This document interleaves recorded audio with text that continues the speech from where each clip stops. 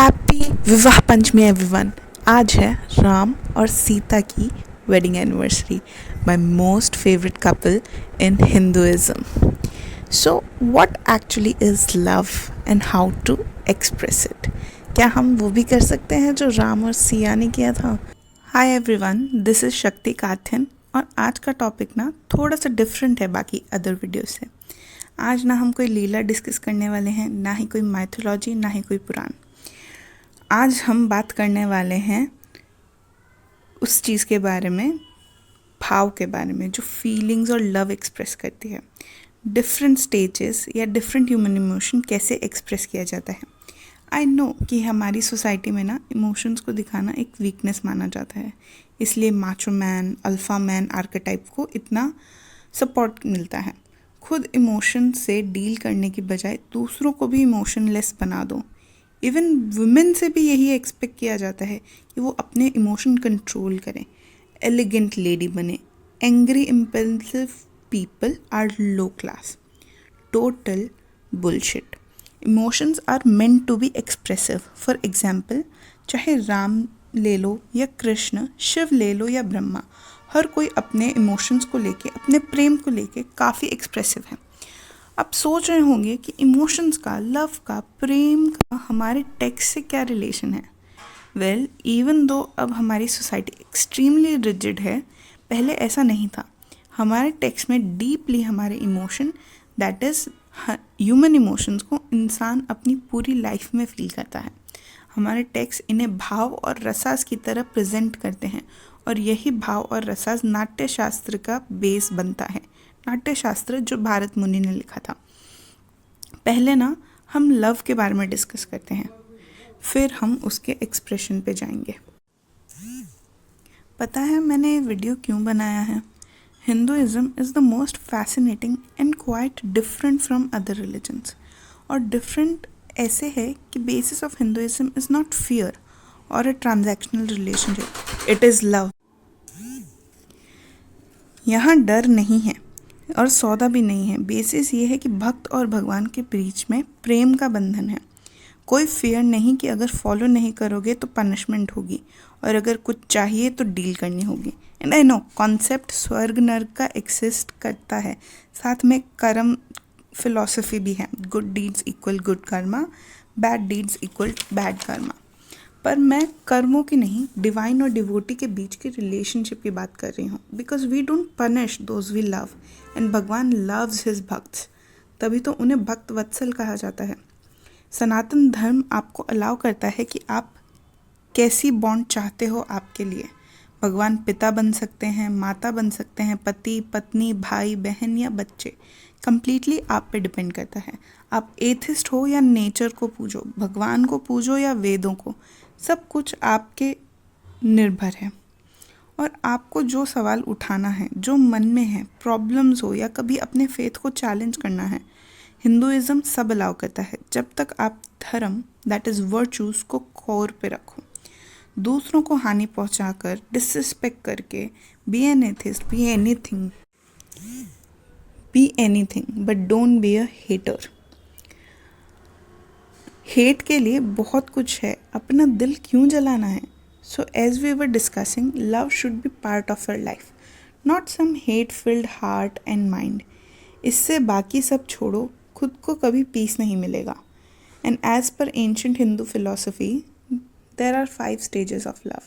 तो अपने दिल को लव से भरो, हेट्रेड से नहीं। Unlike Sufi philosophy where there are 7 stages of love, दिलकशी, उन्स, अकीदत, इश्क, इबादत, जुनून और मौत, हिंदू फिलॉसफी में सिर्फ 5 स्टेजेस हैं। और जब मैंने सूफी फ़िलासफ़ी के बारे में पढ़ा तभी मुझे हिंदू फिलॉसफी के बारे में रिसर्च करने का आइडिया आया। Sufi philosophy is also very beautiful ideology and both share few point but are vastly different from each other. My love for romance and poetry ही था जिसे मुझे और एक्सप्लोर करने पर मजबूर कर दिया। Okay, so 5 stages of love in Hindu philosophy are kaam, shringar, maitri, bhakti and atma prem. Major difference between Sufi philosophy and Hindu philosophy is कि लेटर स्टेजेस में डिफरेंस आ जाता है, स्टार्ट दोनों का सेम ही होता है। पहले डिस्कस करते हैं कि इन 5 स्टेजेस में क्या आता है। पहला है काम। ये नाम से ही पता चलता है कि इट्स अबाउट फिजिकल अट्रैक्शन। पहले क्यूरियोसिटी जो एक दूसरे में प्रति जागरूक होती है, तब ज़्यादा जानने का, पहचानने का, एक दूसरे की तरफ आकर्षण होता है, उसे काम कहते हैं। आपने काम देवता के बारे में तो सुना ही होगा, he is the God of love. वो वेस्ट में क्यूपिड की तरह है। और पता है काम सूत्र को ना बड़ा नेगेटिव रेपुटेशन मिला है। It is about love and its exploration. उसमें लस्ट भी आता है, but majorly it's about how to love, where to love, ये सब उसमें कंसिडर होता है। दूसरा स्टेज है श्रृंगार, जो कि बेसिकली कोर्टशिप है। रिझाना, एक दूसरे को गिफ्ट्स देना, डेट्स पे जाना, ऑल इन ऑल जो तुम्हारा अट्रैक्शन है उसे एक्सप्लोर करना। And yes, dating is very much allowed. Arrange marriages ना तभी सिर्फ पॉलिटिकल्स होती थी, नॉर्मल लोगों के लिए नहीं था। Anyhow, let's move on to the next stage, that is मैत्री।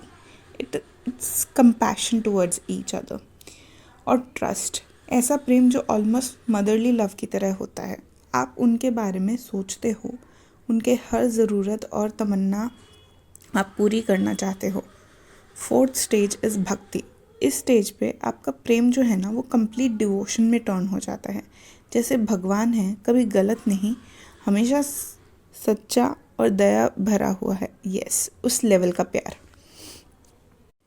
इतना डिवोशन कि आप पूरी तरह उसमें डूब जाओगे, आपको कुछ सही गलत नहीं दिखेगा। और जो लास्ट स्टेज होता है ना वो आत्म प्रेम होता है। इसमें ये माना जाता है कि आप दूसरों से तभी प्यार कर सकते हो जब खुद से करते हो। और किसी भी सच्चे प्यार की यही क्वालिटी है कि आप उन्हें अपना दिल और आत्मा देते हो और वो आपको फिर से आपसे जोड़ता है, उसे अपने आप को देखते हो और अपने आप में उनको फुल सर्कल आता है और आप खुद को भी प्यार करना सीख जाते हो। हिंदू फिलॉसफी और सूफी फिलॉसफी में यही मेजर डिफरेंस है कि लास्ट स्टेज में हिंदू फिलॉसफी दोबारा खुद से मिलवाती है और सूफी फिलॉसफी प्यार के लिए मिट जाने पे जोर देती है। Hindu philosophy focus on what love should be like, while Sufi philosophy is more complex and expressive how it is in reality. But again इसलिए भाव और रसास इतने इम्पॉर्टेंट है क्योंकि वो इन इमोशंस को डीपर लेवल पे एक्सप्लोर करते हैं। ये जो है 5 स्टेजेस ऑफ लव, ये आते हैं योग वेदांत तंत्र से और काम सूत्र में है 10 stages of love given by Vatsyayana. पहला, लव ऑफ द आइज़, किसी अपने को देख के सुकून। दूसरा, अट्रैक्शन, दिमाग में सवार हो जाना। तीसरा, उनसे मिलने की इच्छा से जन्म होना। फोर्थ, नींद उड़ जाना। फिफ्थ, भूख प्यास सब भूल जाना अपने प्रेमी की याद में। सिक्स्थ, बाकी हर चीज़ से मतलब ना होना, ऊब जाना या उनके होने ना होने से कोई फ़र्क ना पड़ना। सातवां, सब शर्म लिहाज सब चली जाती है। आठवां, पागलपन। नौवां, बेहोशी। और 10वां, मौत। ये जो है ये भी डार्कर एक्सप्लोरेशन है कॉम्प्लेक्स इमोशन का, जो लव और लस्ट के बीच की लाइन को एक्सप्लोर करता है। नाट्यशास्त्र भी एक टेक्स्ट है जो इमोशंस एक्सप्लोर करता है इन फॉर्म्स ऑफ भावास। 3 टाइप के होते हैं, स्थायी, संचारी और सात्विक। स्थायी भाव वो होते हैं लव, हंसा, लाफ्टर, शोका, दुख, क्रोध, उत्साह, भया, जुगुप्सा, डिस्गस्ट एंड वियामा, वंडर। और एक 9th भी है पीस, शांति। हर एक भाव एक रस से रिप्रेजेंट करता है, जैसे रति श्रृंगार रस, हंसा हास्य रस, शोका करुणा रस, क्रोधा रौद्र रस, उत्साह वीरा रस, भया भयानक, जगुप्सा बीभत्सा, विस्मया अद्भुत। भाव वो है जो हम प्रकट करते हैं और रस वो है जो सामने वाला फील करता है। उसके बाद आता है संचारी भाव, जो बेसिकली वो इमोशन है जो हम थोड़ी देर के लिए फील करते हैं। फॉर एग्जांपल प्राइड, थकावट, anxiety, jealousy, fear, sleep, shame etcetera.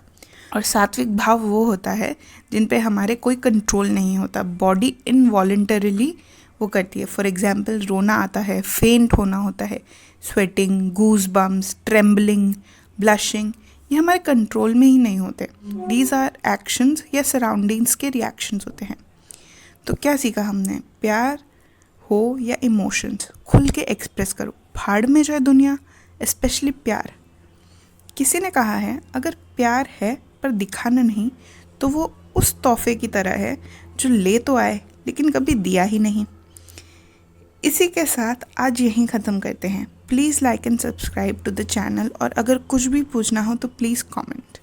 Thank you.